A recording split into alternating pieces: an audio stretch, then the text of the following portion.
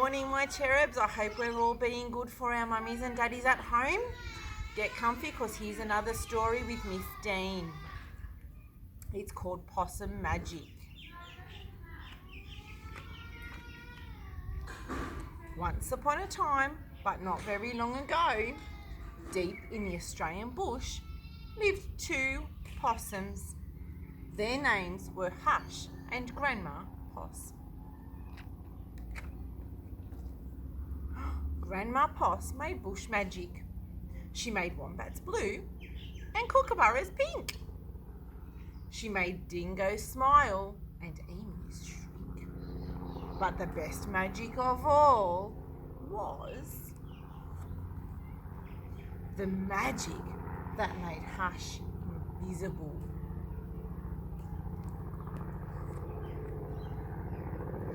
What adventures Hush had! Because she couldn't be seen, she could be squashed by koalas. Uh-oh, her tail stuck. Because she couldn't be seen, she could slide down kangaroos. Up, there she goes.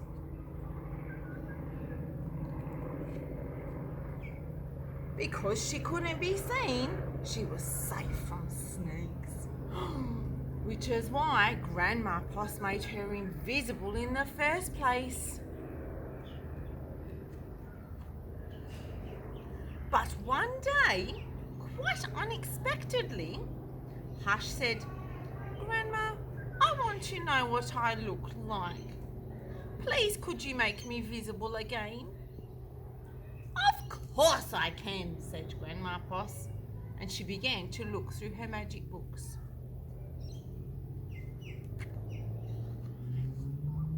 She looked into this book and she looked into that. There was magic for thin and magic for fat, and magic for tall and magic for small. But the magic she was looking for wasn't there at all. Uh-oh.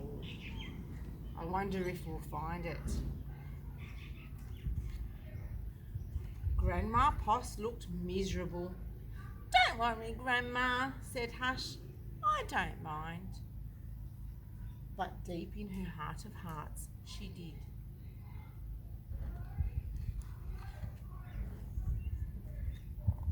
All night long, Grandma Poss thought and she thought.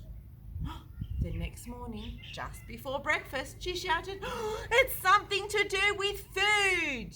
People food, not possum food, but I can't remember what. We'll just have to try and find it." So, later that day, they left the bush where they'd always been to find what it was that would make our Hush seen. They ate Anzac biscuits in Adelaide, Mornay and Minties in Melbourne, steak and salad in Sydney, and pumpkin scones in Brisbane. Hush remained invisible. "Don't lose heart," said Grandma Poss. "Let's see what we can find in Darwin." It was there, in the far north of Australia, they found a Vegemite sandwich. Grandma Poss crossed her fingers, crossed her claws and crossed her feet. Hush breathed deeply and began to eat. "A tail, a tail!" shouted both possums at once, for there it was, a brand new, visible tail.